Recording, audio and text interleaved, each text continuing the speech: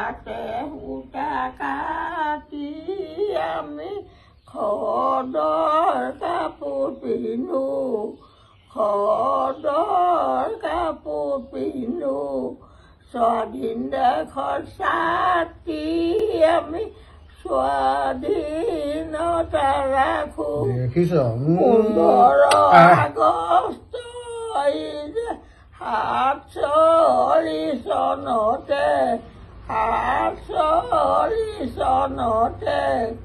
অহিংসা বাণীৰে পুনৰবাৰ স্বাধীন হ'লে স্বাধীন কাৰণে কত যুৱক যুৱতী এই নিজ মত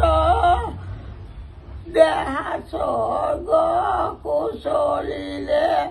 কুশল কোঁৱৰ কনক লতা ভোগেশ্বৰীয়া আত্মাৰে পুজিলে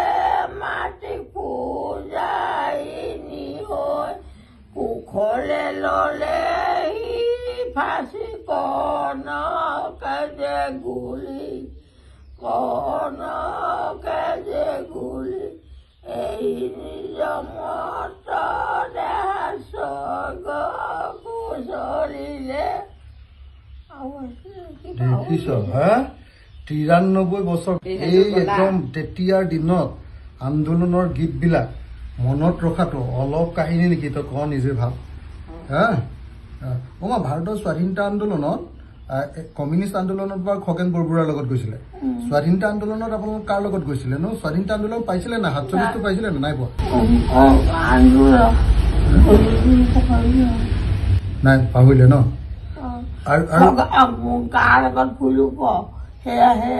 হৰিনাৰায়ণ বৰুৱা লগত চাকৰি মই পাইছিলো হৰিনাৰায়ণ বৰুৱাৰ লগত মই ঘূৰিও ফুৰিছিলো গণহাতিকা জীয়াকে মই হৰিনাৰায়ণ বৰুৱা গাড়ীতে ফুৰিছিলো